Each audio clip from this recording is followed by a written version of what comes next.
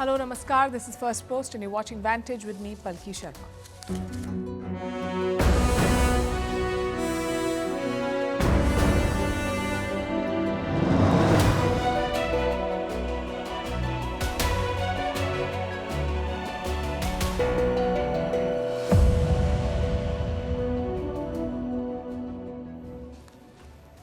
In a few moments from now, Volodymyr Zelensky will meet Donald Trump at the White House. Until last week, Zelensky was still out of favor with Trump. The US president issued warnings: accept the mineral deal or lose your country. That's what he said. But then he had meetings with the leaders of France and the UK, and Trump seems to have softened his stance. He is now going to sign a new but scaled-down version of the same deal with Zelensky. But will he keep supporting Ukraine against Russia militarily? That's the question. More importantly, are the minerals in Ukraine really worth the billions of dollars that Trump is looking for? We'll tell you why experts say that he may be signing a bad deal. Meanwhile, UK's Prime Minister Keir Starmer was at the White House yesterday. We will tell you what came out of that meeting. And while Donald Trump is engaging with the Europeans, he is also talking to the Russians. They had the second meeting today. The diplomats from both the countries met in Turkey. Ukraine was not on the agenda, but Moscow is sending a new Russian ambassador to Washington, D.C. In the meantime, Europe is making overtures to India. European commissioners are in New Delhi, including their top leader, Ursula von der Leyen. We'll tell you why Europe needs India more than ever before. The Indian markets crashed today, but the economy is showing signs of recovery. We'll decode the latest GDP numbers for you. How China could benefit if the US left the World Bank and the IMF, and why Jeff Bezos wants to send women pop stars into space. All this and more coming up. The headlines first. In Greece, violence breaks out at a huge protest rally in the capital, Athens. The demonstration was to mark the second anniversary of the country's worst train tragedy. The protesters threw fire bombs and clashed with the riot police outside the parliament. In 2023, 2 trains collided, killing 57 people. The US issues a security alert to its citizens in Thailand. This comes after Bangkok's controversial decision to deport dozens of Uyghurs to China, a move which has drawn widespread global condemnation. Beijing is accused of committing human rights abuses in Xinjiang, where it has imprisoned around 1 million Uyghurs and other Muslim minorities. At least 5 people killed in a suicide bombing at a religious school in Pakistan. Several others have been injured. This incident took place at a pro-Taliban school in the Khyber Pakhtunkhwa province. This comes just ahead of Ramadan. In recent years, Pakistan has seen a surge in such attacks. Explosions rocked the city of Bukavu in the Eastern Democratic Republic of the Congo. At least 11 people have been killed, several more injured. The blasts took place during a rally for the M23 rebel group and their supporters. Bukavu is one of the 2 key cities which the rebels have seized in recent weeks. And in India, more than 20 construction workers are missing in Uttarakhand after an avalanche hit the Himalayan state. 32 workers have been rescued so far. The others remain buried under snow and debris. Bad weather is hampering the rescue operation.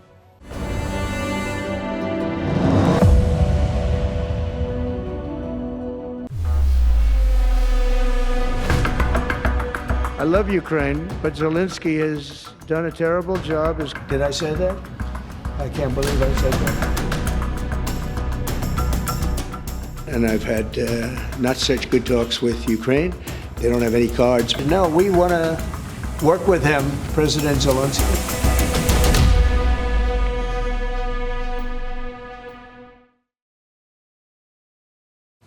It's been a busy week at the White House. First, the French president went to see Trump, then the British Prime Minister, and now it is Ukraine's turn. President Zelensky will meet the American leader today, the same Zelensky whom Trump had recently called a dictator. Although now his tone has changed. Trump says he has a very good relationship with Volodymyr Zelensky. Listen to this. I think I have a very good relationship with President Zelensky, and now we're doing the deal, and we're going to be in there. We're going to be actually in there and digging our hearts out. He's talking about the mineral deal with Ukraine. It was announced earlier this week, and it seems to have significantly altered the picture. The US will get minerals from Ukraine. Now, this isn't exactly the deal that Trump wanted. His earlier demand was $500 billion. He wanted minerals worth $500 billion from Ukraine. Trump said that this would be repayment for the American aid given to them. But that's not happening. Instead, here is the deal that they're signing. The US and Ukraine will create a joint investment fund. Together, they will mine and sell the minerals and split the revenue. Trump seems quite happy about the deal, but some experts are skeptical. They say the US is getting a raw deal with Ukraine, that it may not even have these minerals worth billions of dollars. According to one claim, Ukraine has 0 proven reserves of rare earths, 0 proven reserves, plus it has no processing facilities. Then where did Trump get his numbers? Who came up with these billion-dollar valuations? How did they arrive at these figures? Reports say these numbers are based on old data, old and outdated. They're based on an ancient assessment of Ukraine's rare earths. It was done during the Soviet era. That was the last time that Ukrainian reserves were assessed.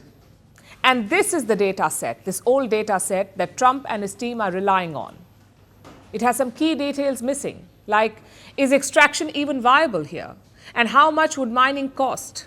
They don't really know. There is no study to this effect. Trump is basically betting on Ukraine's rare earth potential.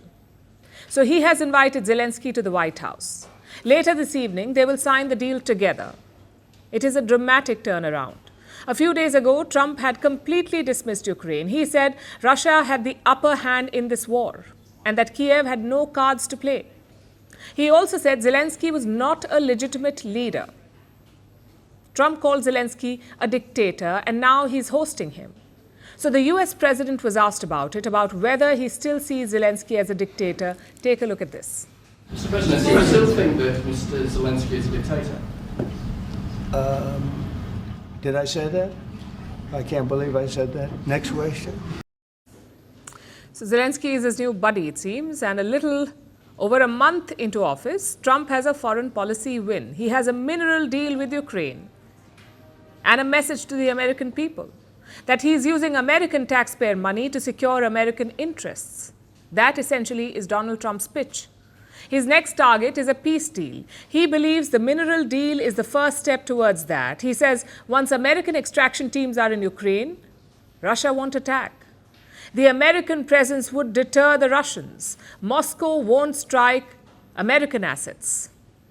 Or so Trump believes. He's called it a security backstop. We'll be working there. We'll have a lot of people working there. And so in that sense, it's very good. It's a backstop, you could say. I don't think anybody's going to play around if we're there with a lot of workers and having to do with rare earths and other things which we need for our country. He's talking about a security backstop, but he did not spell out what it would entail, what it would mean on the ground. Zelensky might push Trump on this. He wants concrete security guarantees from the United States. This is not part of the current minerals deal, which only has a vague mention of security. The deal has no clear commitments. And that has been Trump's position. No commitment to send troops or any military assets to protect Ukraine. He refuses to commit. But Zelensky is aiming for the moon. He wants NATO-like protections for Ukraine. He may even push Trump to revive Ukraine's application to join NATO. Although the US president has already said that that is off the table. Europeans want Ukraine to be part of NATO as part of this deal. Are you willing to budge on that at all, or is it a firm? Well, I could be very nice and say, oh, well, we'll work to it. Look, it's not going to happen. It's just not going to happen. That's what started this whole thing. He says it won't happen, although he seems more flexible than he was a few weeks ago. With this Ukraine deal, he has made his approach quite clear. Everything has a price.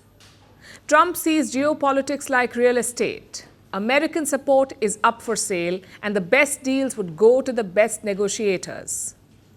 This transactional approach could decide the fate of the war in Ukraine.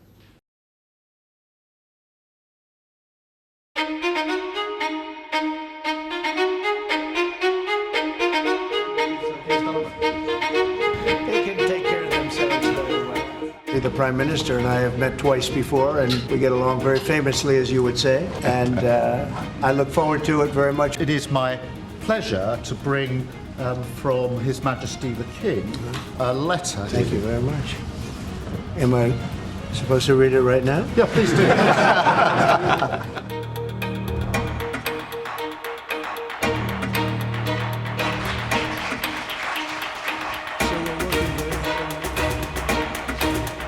You mentioned Canada. I think you're trying to find a divide between us that doesn't exist. That's Discuss enough. Canada. Thank you.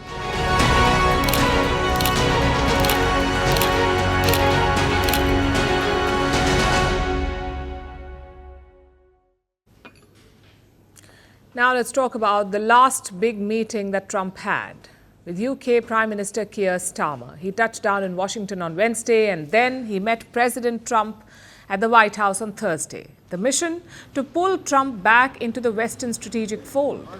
Keir Starmer had a clear agenda to reinforce transatlantic ties, to get security guarantees on Ukraine, to discuss US commitment to NATO, and to try to stay in Donald Trump's good books.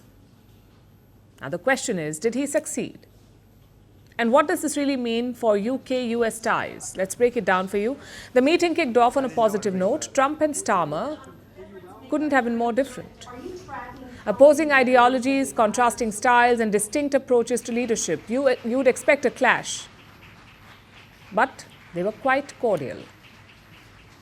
It's a great honor to have Prime Minister Starmer in the Oval Office. It's a very special place, and he's a special man. And the United Kingdom is a wonderful. This is a wonderful country that I know very well. I'm there a lot, and I'll be going there, and we expect to see each other in the near future.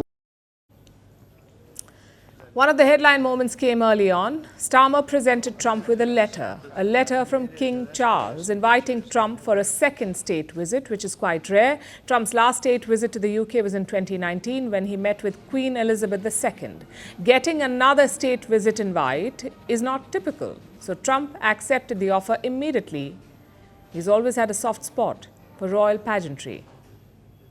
It is my pleasure to bring from His Majesty the King a letter. He sends his best wishes and his regards, of course, but he also asked me to bear this letter and bring it to you. So can I present the letter from the King to you? Thank you very much. Am I supposed to read it right now? Yeah, please do. I will do. I've got to tell him what your reaction is, so I need to know. I need to know. He is a great gentleman. A great, great gentleman.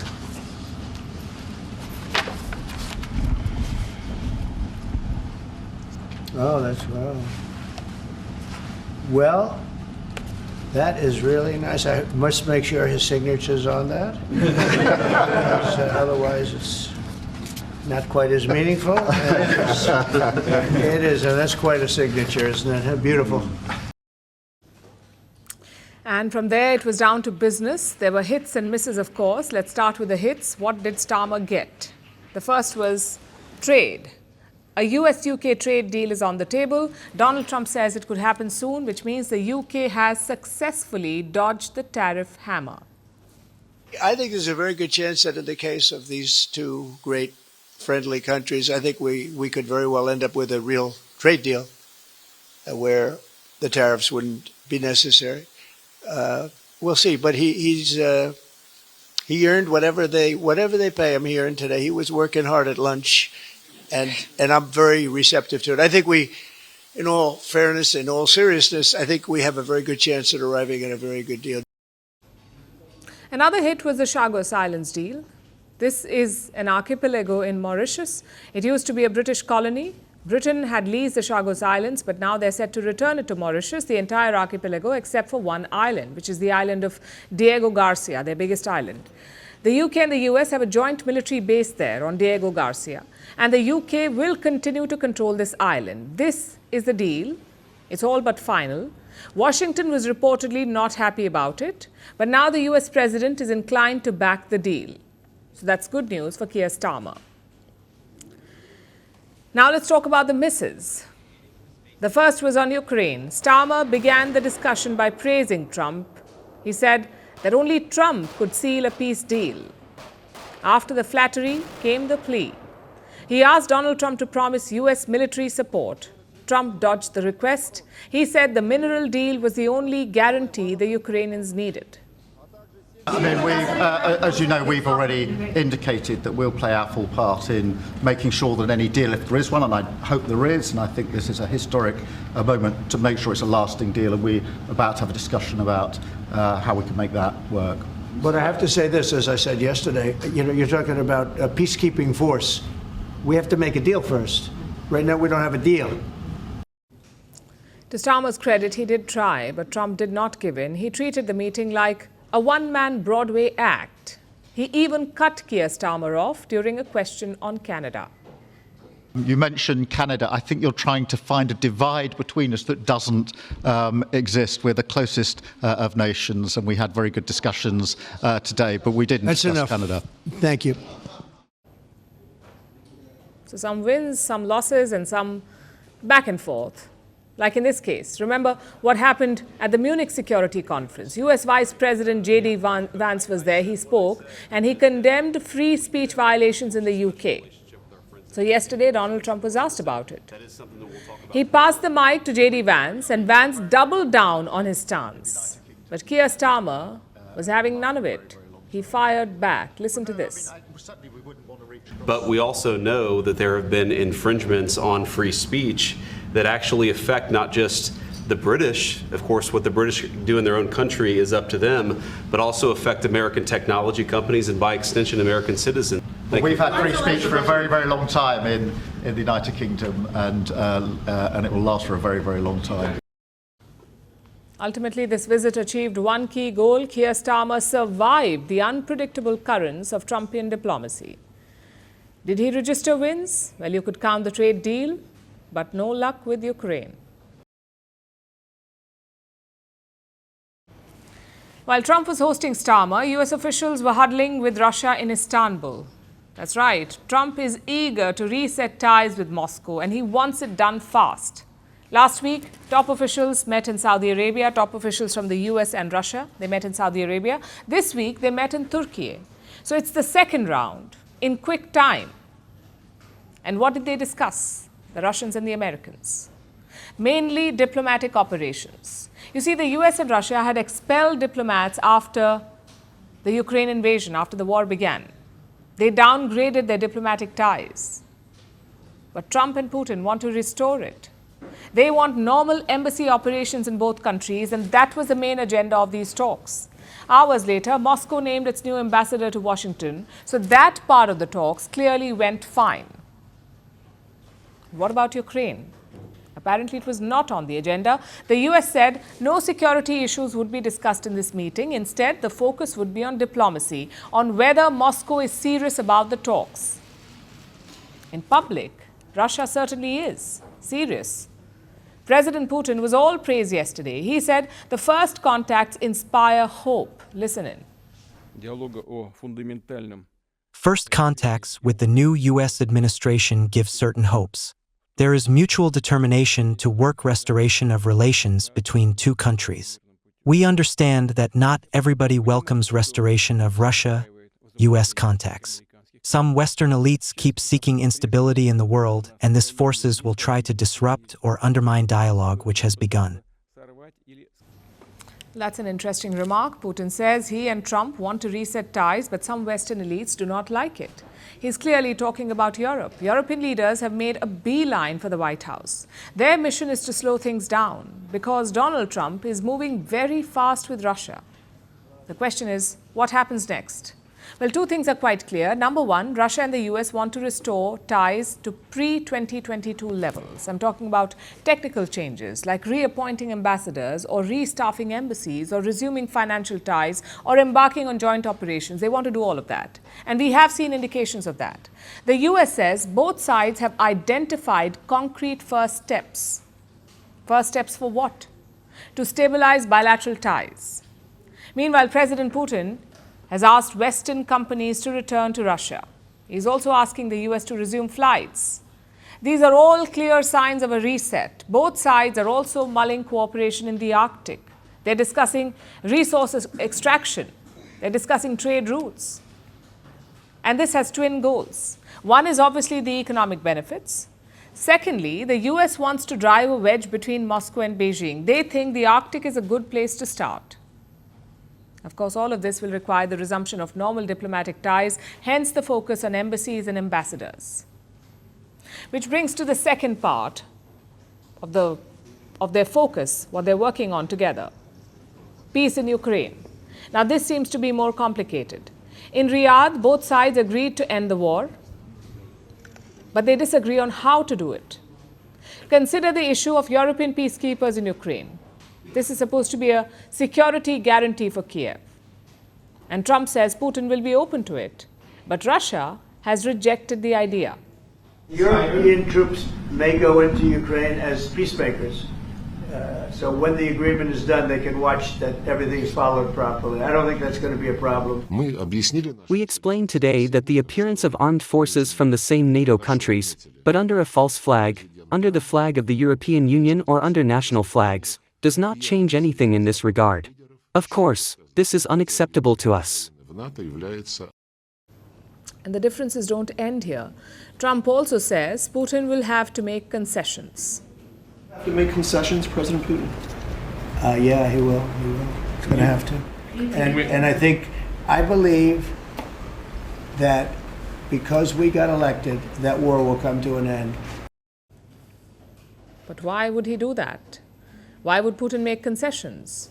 Putin holds the edge on the battlefield, plus Donald Trump has made it clear that he will not support Ukraine. He certainly won't give billions in weapons. Then why would Putin make concessions? Why would he give up his battlefield gains on the negotiating table? Logic says he wouldn't. And that's a mistake by Donald Trump, perhaps. He was right to push for peace, but he probably went too far. Let me quote from his statement from earlier this month. This is what he said. I think the Russians want to see the war end. I think they have the cards a little bit because they've taken a lot of territory. They have the cards. The Russians have the cards. This is what Trump has said. Do you see the problem here? Trump says Putin has all the cards, but he also says Putin must make concessions.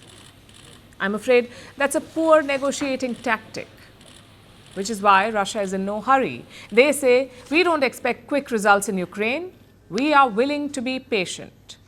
So the ball is now in Donald Trump's court. Is he willing to normalize ties without making progress on Ukraine? Or is Ukraine integral to the reset? We'll be tracking his moves closely for you.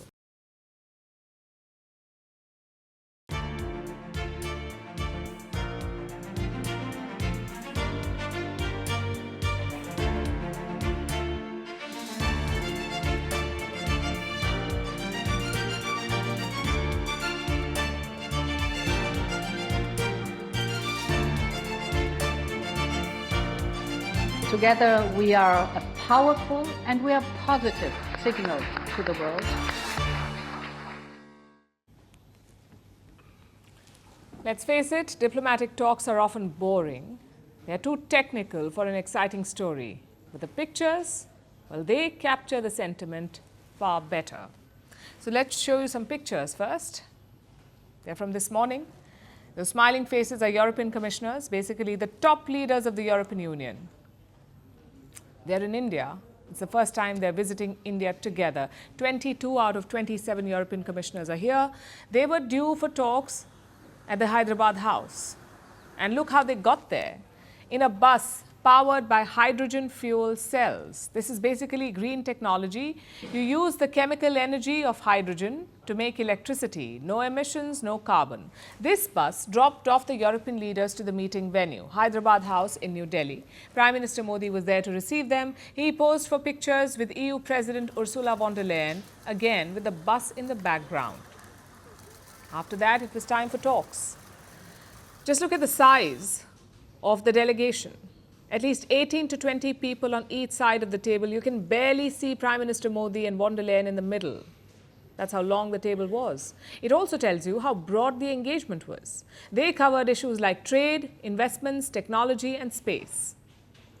We will come to the big takeaways, but we've got one more set of pictures before that.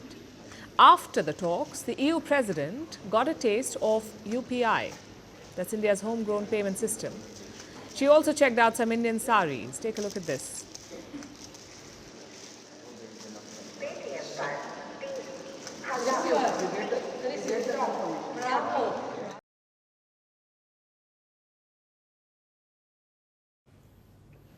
Now we come to the substance. The talks had three main takeaways. Number one, the EU wants to transform its political ties with India. It wants to expand and deepen them. A big reason for that is Donald Trump. Trump is clearly an unreliable partner for Europe, so Brussels is looking for new ones. Ursula von der Leyen made that pretty clear. She compared bilateral ties to tonight's planetary alignment. Listen to this. Today is no ordinary day. Europe and India are coming together. And as I read in the news, so are the planets.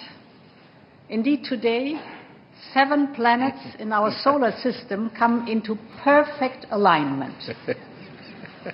And that is a very outstanding event. And they say that this event signals transformation and growth. And that's exactly the moment we find ourselves in. The planets are aligned, and so are Europe and India. You don't associate flair with EU diplomacy, but today was evidently different. The EU president, did not mention Trump directly, but she did talk about isolationism. She said India and the EU stand to lose from it. We both stand to lose from a world of spheres of influence and isolationism, and we both stand to gain from a world of cooperation and working together. But I believe this modern version of great power competition is also an opportunity for Europe and India to reimagine its partnership. So Trump loomed large over this meeting. In many ways, he forced this EU pivot. Even Prime Minister Modi acknowledged that. Listen to his remarks during the bilateral. This is what he said, and I'm quoting, "Geo-economic and political circumstances are rapidly evolving, and old equations are breaking down. In times like these, the partnership between India and the EU becomes even more important." Both sides need this. But the EU needs it a bit more. They are eager to build a special rapport with Prime Minister Modi. In fact, Ursula von der Leyen called him Dear Narendra. Not many leaders do that. Which brings us to the second takeaway from this meeting. Both sides agreed to boost trade. The EU is already India's largest trading partner, but we don't have a free trade deal. A free trade deal between India and the European Union. We don't have that. So Modi and von der Leyen have instructed their officials to get cracking. They want to conclude a deal by the end of this year, 2025. हमारी partnership को elevate और accelerate करने के लिए कई महत्वपूर्ण निर्णय लिए गए हैं।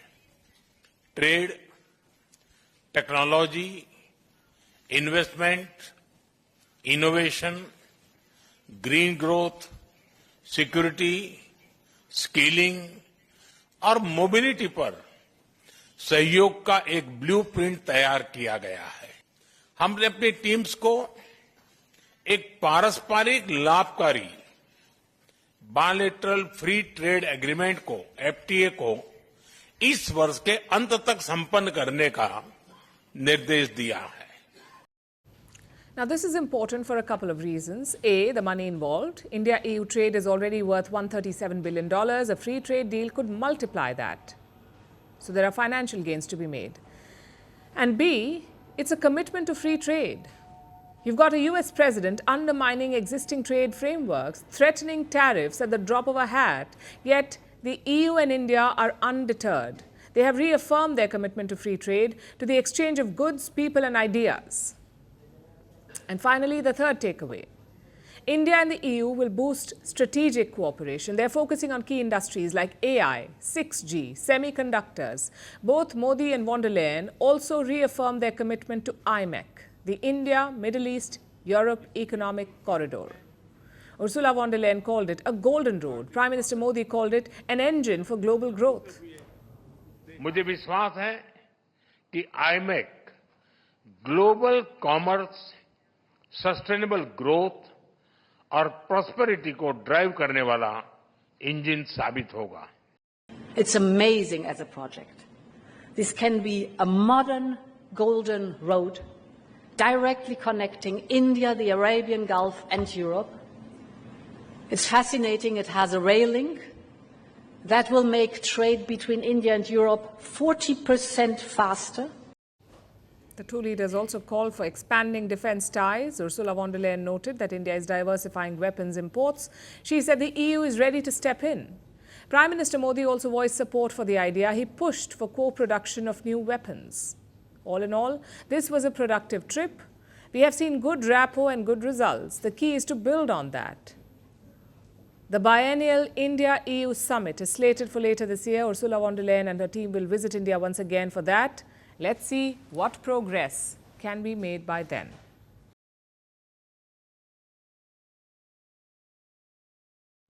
Now let's turn our attention to Bangladesh. Instability has been the name of the game there ever since former Prime Minister Sheikh Hasina was ousted. That was in August last year. Since then, the country has been rudderless, a pit of chaos, and now a new contender has emerged to try and take over, to try and rule the country's 175 million people.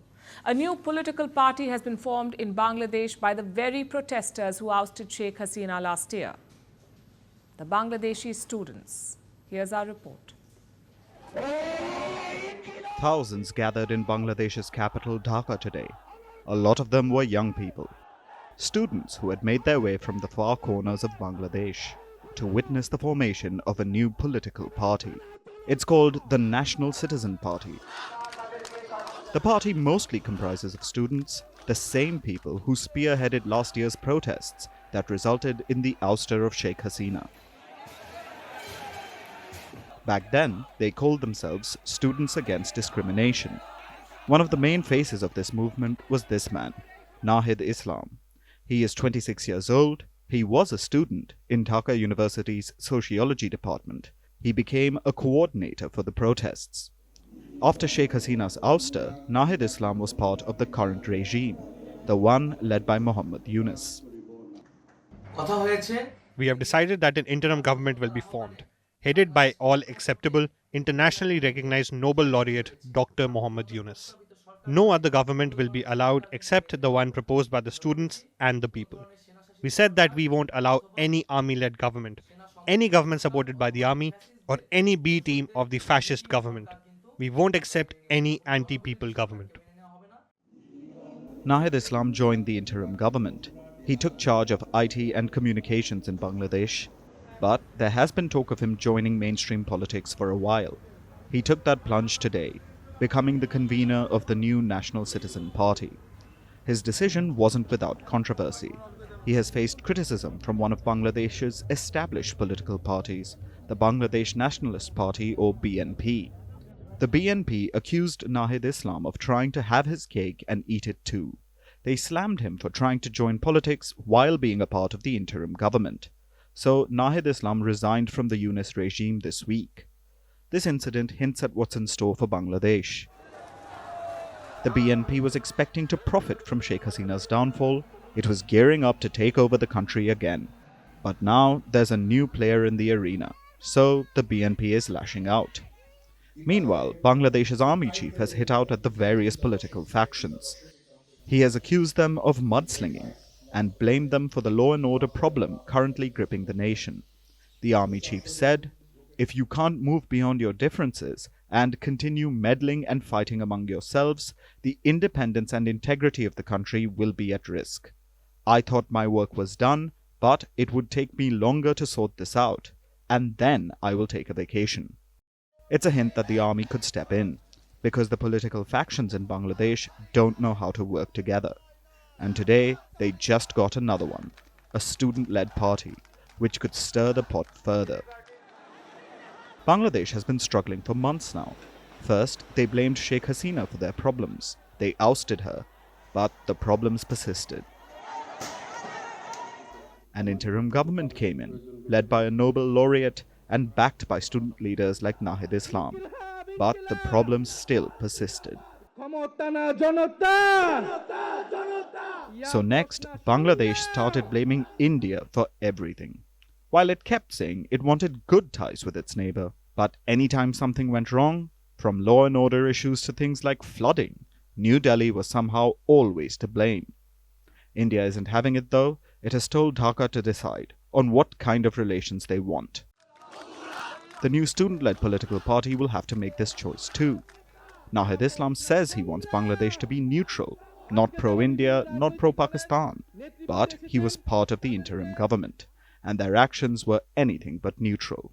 So New Delhi will be watching his words and actions.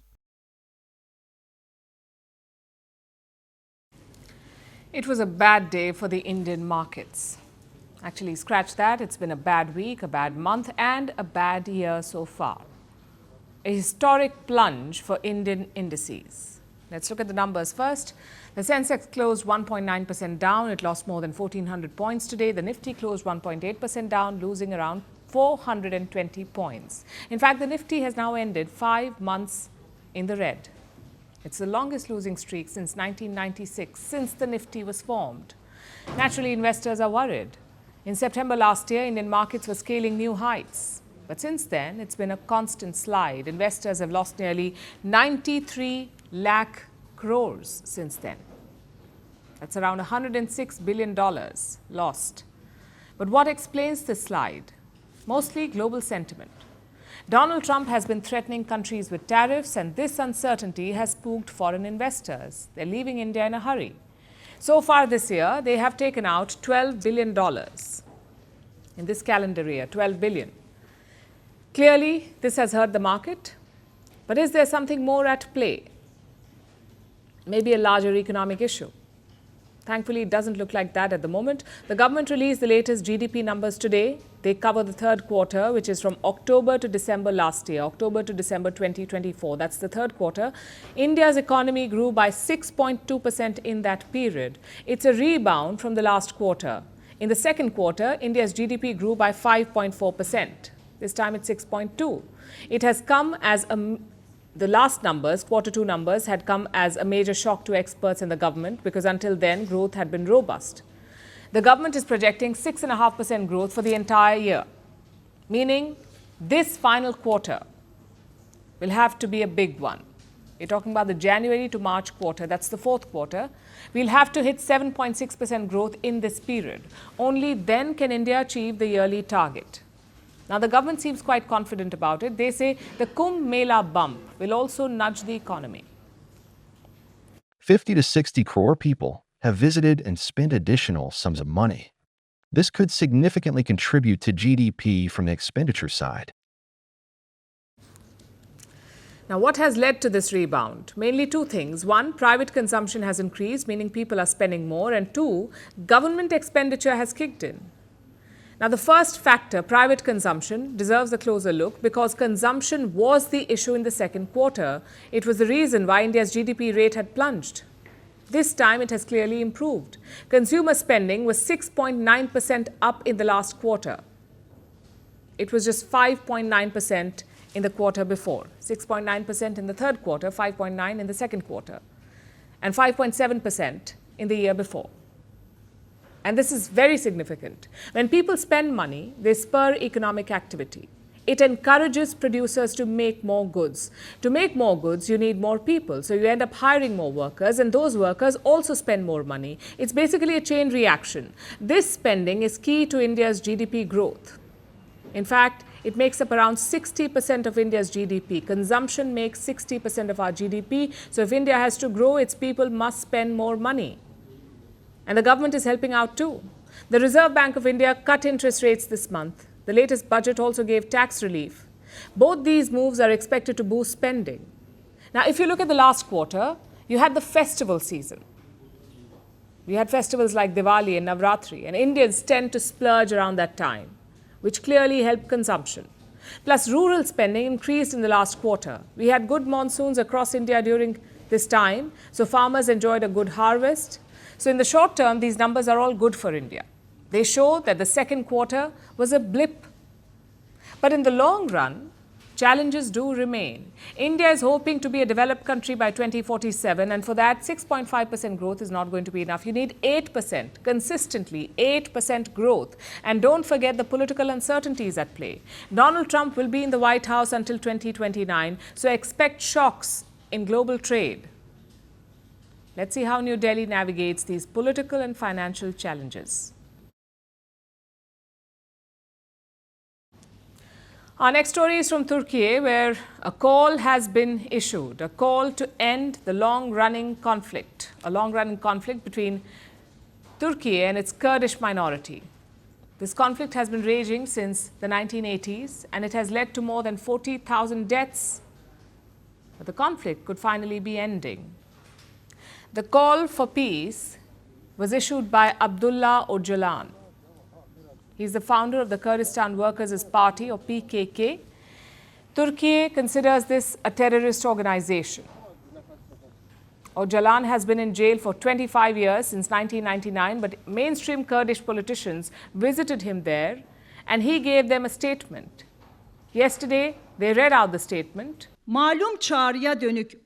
I call for laying down arms and assume the historical responsibility of this call, as every contemporary society and party whose existence has not been terminated by force would do voluntarily. Gather your Congress and make a decision for integration with the state and society. All groups should lay down their arms and the PKK must dissolve itself. Abdullah Öcalan, the founder of the PKK, wants the group to lay down arms, to dissolve itself. He says the PKK no longer has any meaning. The collapse of real socialism in the 1990s due to internal reasons and the dissolution of identity denial in the country, the developments in freedom of expression, led to the PKK's lack of meaning and excessive redundancy. Therefore, it has completed its life like its counterparts and made its dissolution necessary. So what does all this mean? What does it mean for Turkey, for the Kurdish people? To understand the importance of Öcalan's statement, we need some context. Let's start with who the Kurds are. The Kurds are an ethnic group related to Persians. Their language, Kurdish, is a relative of Farsi, and they are a people without a country. The Kurds are split between 4 nations: Iran, Iraq, Syria, and Turkey. In the 1970s and 80s, the Kurds in Turkey started demanding a separate homeland, carved out of Kurd majority areas. Öcalan was among the leaders of this movement. He founded the PKK, the Kurdistan Workers' Party. The PKK waged an insurgency against the Turkish state, and it was met with force. Turkey was not willing to cede any territory. The PKK was declared a terrorist organization, but by Turkey and its NATO allies, they all called them terrorists, including the US and most Western nations. In 1999, Öcalan was arrested and imprisoned. The other PKK leaders eventually left Turkey. They set up base in Iraq's semi-autonomous Kurdistan region. The group is still based out of there, and it still oversees secessionist activity in Turkey. But Öcalan now wants this to stop. He says the PKK must disband because in this day and age, real change can only come through democracy. The need for a democratic society is inevitable. The PKK, which is the longest and most comprehensive rebellion and violent movement in the history of the Republic, has gained strength and support due to the fact that democratic political channels being closed. And this statement said that the PKK was founded when democratic channels were closed. But that has changed now, so the group should lay down its arms. This call is supported by mainstream Kurdish politicians in Turkey, the people who read out Öcalan's statement. They believe that they can work with the Turks in parliament to improve the lot of the Kurds. So they also want the PKK to disband. Now, all of this sounds great in theory. An end to violence and the pivot to dialogue. It sounds good. But let's address the elephant in the room. The Turkish president, Recep Tayyip Erdogan. Erdogan has never given any quarter to the PKK. He keeps bombing their bases in Iraq, and he has targeted other Kurdish groups as well in Syria. So what does Erdogan have to say about the latest developments? Well, he has backed Öcalan's call for peace.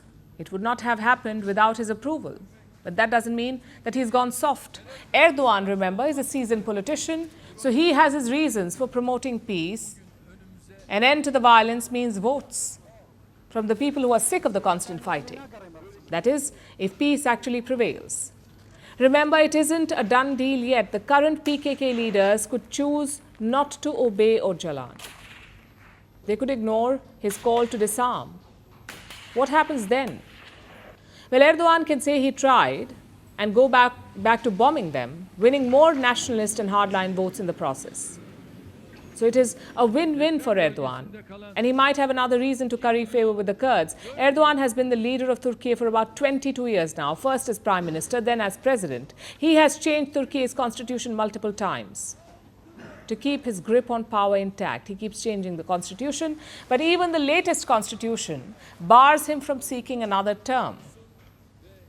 His presidency should end in 2028 unless he changes the rules again. And that's where the Kurds come in. The pro-Kurdish DEM party, they have a decent number of seats in the Turkish parliament. With their support, Erdogan could try and change the constitution again and extend his rule. So giving some concessions to the Kurds is a small price to pay in exchange for even more power. As I said, it's a win-win situation for President Erdogan. Speaking of conflict resolutions, let's turn our attention to Central Asia, where two neighbors want to end a century-long dispute. I'm talking about Tajikistan, which is home to 10 million people, and Kyrgyzstan, with about 7 million people.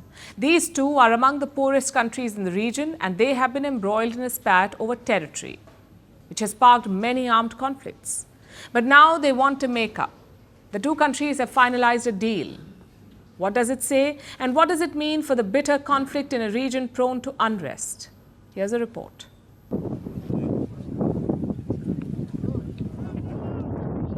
A rare bright spot has emerged on the geopolitical landscape. We're talking about Central Asia. Two neighbors are ready to end their long-running spat, which sparked clashes between ethnic groups and killed hundreds of people. Kyrgyzstan and Tajikistan have put border troubles behind them. They have finalized a delimitation agreement. It demarcates their nearly 1,000-kilometer border, resolves disputes over certain sections, and sets the stage for the expansion of regional trade.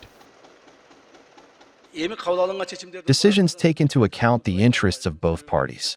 Borders defined in the interests of only one side will not lead to anything good, because the other side must also be satisfied.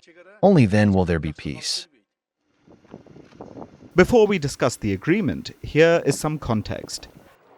The saga goes back a century, when the Soviet Union formed republics in Central Asia. Lines were drawn on a map, with little regard for geographical or ethnic complexities. When the Soviet Union fell apart in 1991, Kyrgyzstan, Tajikistan and other states declared independence, and disputed borders became a point of contention across the region. Ethnic groups found themselves on the wrong side of the border. Roads, earlier managed collectively, became inaccessible. Water, energy sources and pastures fueled competition in the remote mountainous region. And tensions brewed. This resulted in regular armed clashes between local communities. This changed in 2021, when a series of exchanges escalated into an open conflict between the two countries. A more deadly round of fighting followed in 2022. This was the worst fighting over the border since the fall of the Soviet Union. The two outbreaks resulted in the deaths of more than 200 people, including military personnel and civilians. This prompted the evacuation of at least 156,000 people across both the nations, as entire villages were destroyed. But then came a turning point. In 2023, Bishkek and Dushanbe had a breakthrough. They signed a joint protocol. It served as the basis to resolve the issues. In 2024, they doubled down. The two nations announced a border demarcation deal, but they didn't make any territorial concessions. I am declaring with certainty that the issue of delimitation of the border between the two states, implementing the political will of the leaders of our state, is about to be resolved. And now they have finalized it. Under the deal, the two countries will demarcate the border, open the way to smoother transport links, declare many controversial roads neutral, ease access to oil wells, water resources, and zones vital for agriculture. We worked closely with the Tajik side. The Tajik side conceded in areas that were important to us, and we, in turn, conceded to them in areas that were important to them. Thus, an agreement was finally drawn up. Now, one crucial step remains. The document must be signed by the country's presidents. While it's unclear when that'll happen, or if it'll ensure sustained peace, one thing is certain. One of Central Asia's bloodiest conflicts is nearing a conclusion.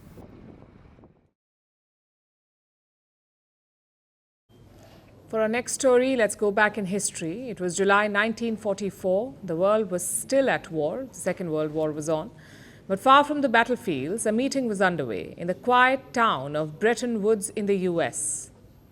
Representatives from 44 nations had gathered there, and their mission was quite simple: to rebuild a shattered global economy. This conference gave birth to two institutions, the International Monetary Fund, or the IMF, and the World Bank. They would shape global finance for decades to come, and at the helm of it was one nation, the United States of America. It established itself as a leader in global financial governance. But 8 decades later, the US wants a review of its role in the IMF and the World Bank. This is in line with what is written in Project 2025, which is a right-wing playbook to reshape the US federal government. Now, this project calls the IMF and the World Bank expensive middlemen. It suggests that the US should exit them. So is that the next stop or the next step for Washington, D.C.? What will that exit mean for the world, and will China look to fill this gap? Let's look at these institutions first. Look at what they do. The IMF serves as a financial lifeline, especially for nations in distress. It has bailed out multiple countries, the likes of Greece, Argentina, Sri Lanka, Pakistan. It has stepped in when economies crashed and debts piled up. Its support varies from emergency bailouts to precautionary credit lines. But IMF aid is never free. Its loans come with conditions, forcing countries to make tough reforms and often plunging them into deeper crisis and political instability. Now, the US holds unparalleled influence in the IMF. It is the largest contributor with around $117 billion committed. This makes Washington the biggest shareholder, with 16.5% voting share in the IMF. That's America's voting share, 16.5%. For any key IMF decision, you need 85% majority. The US has 16.5%. Essentially, the US can veto any decision or reform at the IMF. Now let's look at the World Bank. The World Bank lends money at a low rate to poorer countries. This money is used for everything from development projects to financial tools. The World Bank has one main lender. Now, the US is the biggest shareholder here too. It controls around 16% of the vote. It has also historically appointed the World Bank's president. So American influence runs deep. And let's be clear, this is not about charity. America's involvement goes far beyond economics. It is a strategic tool, a lever of power and persuasion for the Americans.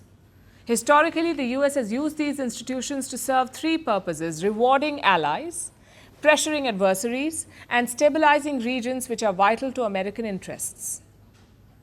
For example, Iraq and Afghanistan, nations reduced to rubble by US military interventions. And who footed the bill for their reconstruction? The IMF and the World Bank. So what happens if the US exits these bodies?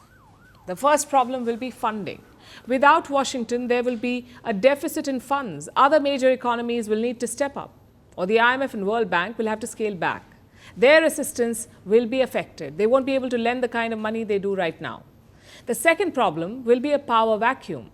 Who will fill this gap left by an American exit?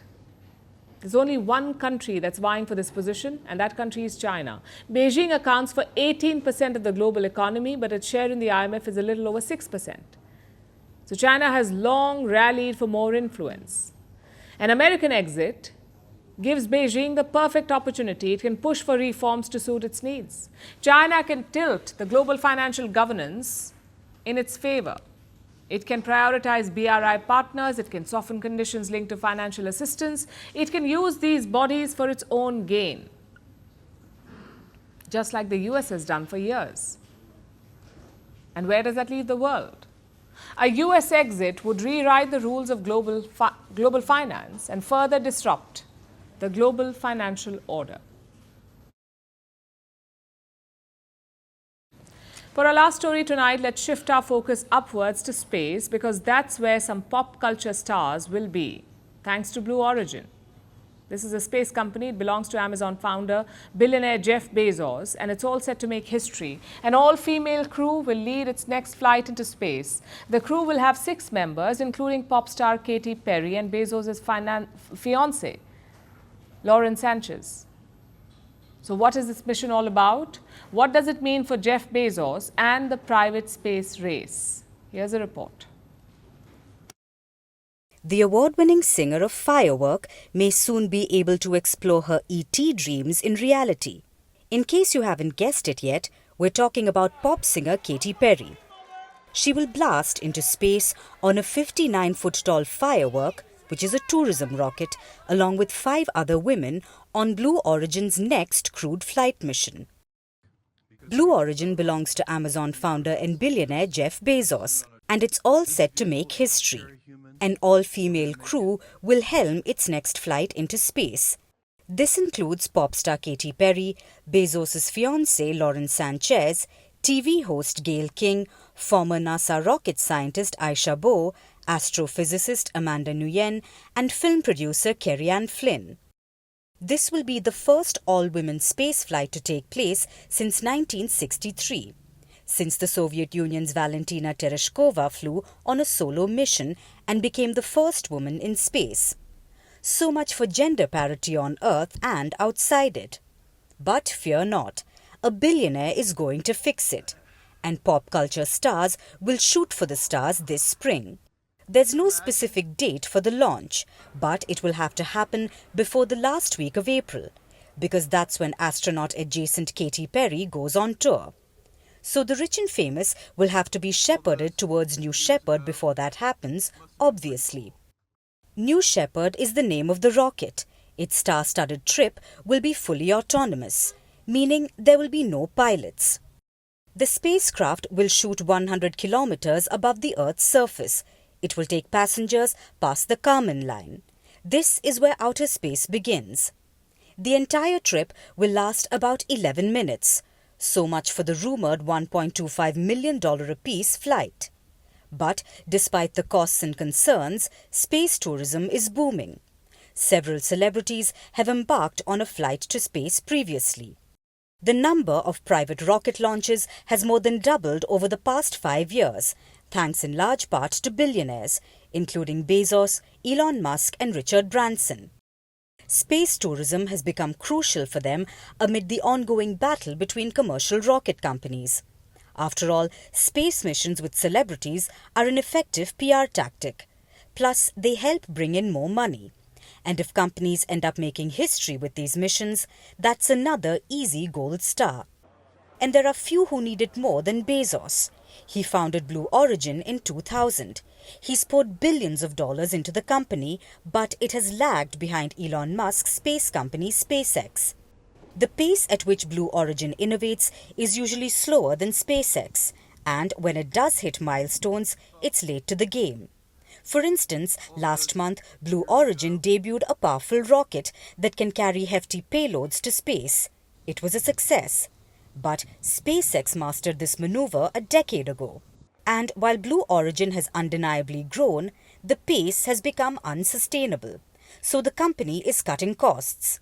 Earlier this month, it announced plans to lay off 10% of its workforce of more than 1,000 employees. And now, just 2 weeks later, it has made announcements for a historic all-women celebrity crew.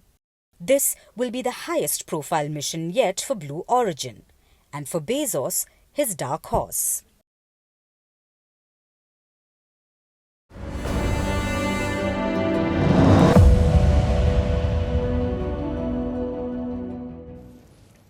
We mentioned it was a bad day for the markets. Thankfully, some investors seem to be seeing the lighter side of it.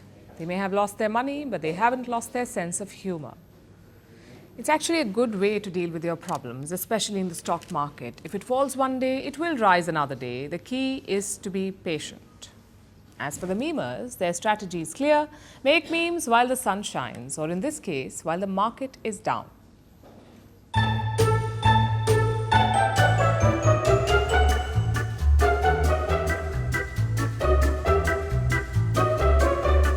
अरे 35 लाख का तो हमारा investment है, तो 36 लाख का घाटा कैसे हो गया? Hello everybody. Sir? First day at McDonald's. I'm looking for a job.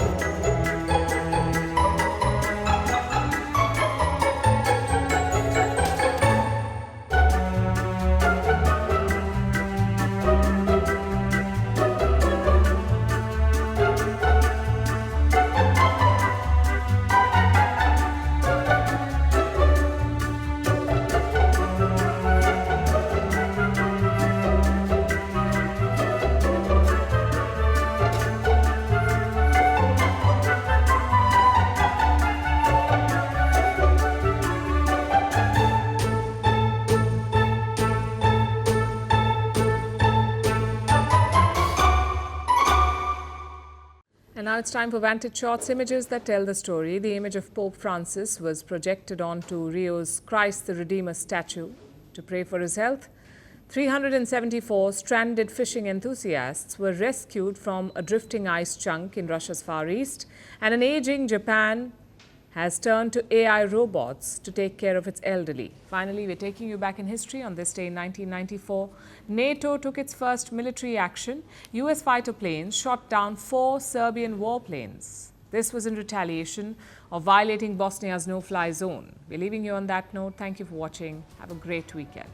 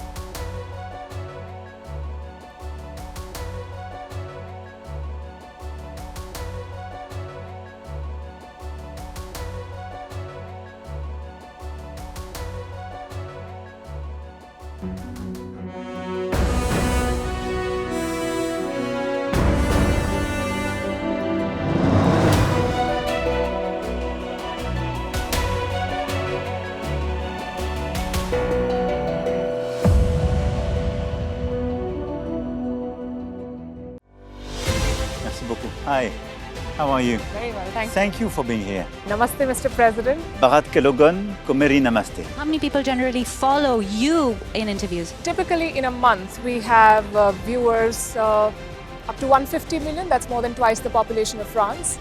And in the last 2 years, we had 3 billion viewers. So I say, Laurent, this is your chance to be famous. You're on Firstpost. One word to describe your equation with Prime Minister Modi. Amitié. As India and France work together, are you creating a new era of non-alignment in the technology space? India is a training superpower.